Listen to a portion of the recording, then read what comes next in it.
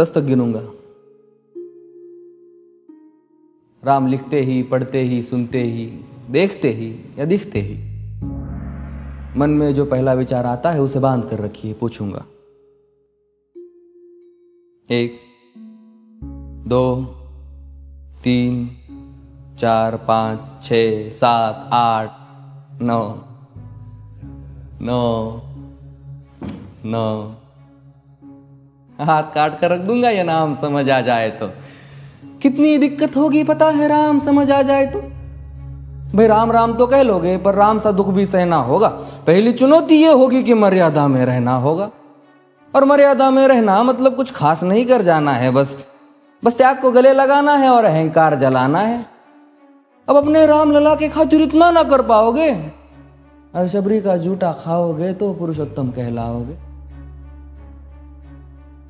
काम क्रोध के भीतर रहकर तुमको शीतल बनना होगा। बुद्ध भी जिसकी इच्छाओं में बैठे वैसा पीपल बनना होगा ये सब कुछ, और वो भी शून्य में रहकर प्यारे। तब ही तुमको पता चलेगा कि कितने अद्भुत राम हमारे। सोच रहे हो कौन हूं मैं? चलो बता ही देता हूं। तुमने ही तो नाम दिया था मैं पागल कहलाता हूं।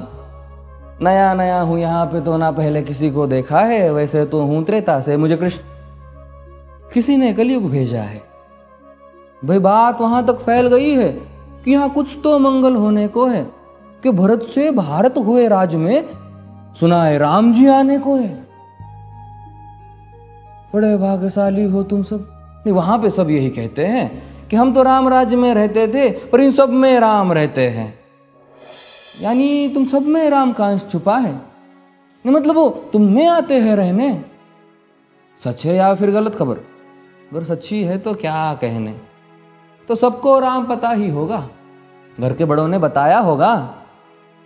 तो बताओ फिर कि क्या है राम। बताओ फिर कि क्या है राम। बताओ।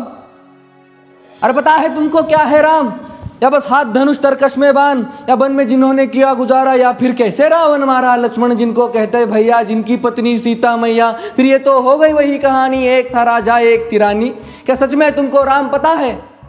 या वो भी आकर हम बताए?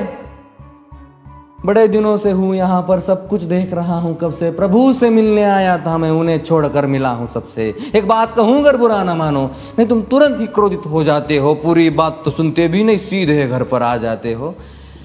ये तुम लोगों के नाम जपो में पहले सा आराम नहीं। ये तुम लोगों के नाम जपो में पहले सा आराम नहीं। इस जबरदस्ती के जय श्री राम में सब कुछ है, बस राम नहीं। ये राजनीति का दाया बाया जितना मर्जी खेलो तुम। दाया बाया, अरे दाया बाया, ये तुम्हारी वर्तमान प्रादेशिक भाषा में क्या कहते हो उसे? हाँ, वो लेफ्ट एंड राइट। ये राजनीति का दाया बाया जितना मर्जी खेलो तुम चेतावनी को, लेकिन मेरी अपने जहन में डालो तुम। निजी स्वार्थ के खातिर अगर कोई राम नाम को गाता हो तो खबरदार अगर जुर्रत की और मेरे राम को बांटा तो। भारत भू का कवि हूं मैं, तभी निडर हो कहता हूं राम है मेरी हर रचना में। मैं बजरंग में रहता हूं, भारत की नींव है कविताएं और सत्य हमारी बातों में। तभी कलम हमारी तीखी और साहित्य हमारे हाथों में। तो सोच समझ कर राम कहो तुम। ये बस आतिश का नारा नहीं, जब तक राम हृदय में नहीं तुमने राम पुकारा नहीं। राम कृष्ण की प्रतिभा पर पहले भी खड़े सवाल हुए। ये लंका और ये कुरुक्षेत्र यूं ही नहीं थे लाल हुए।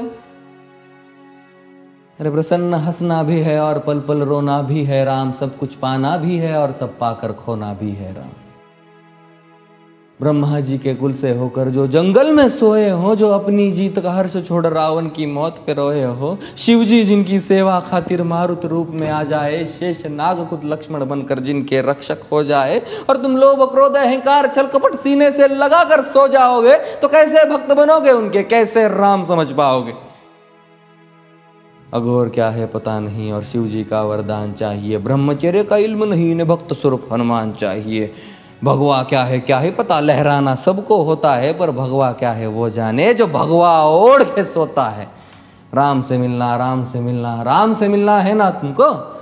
निश्चित मंदिर जाना होगा पर उससे पहले भीतर जा संग अपने राम को लाना होगा। जय सिया राम। और हाँ, अवधपुरी का उत्सव है, कोई कसर नहीं, सब खूब मनाना। मेरे प्रभु है आने वाले, रथ को उनके खूब सजाना। वो द्वापर में कोई राह तक है, मुझे उनको लेने जाना है। चलिए तो फिर मिलते हैं, हमें भी अयोध्या आना है। जय सिया राम। फिर से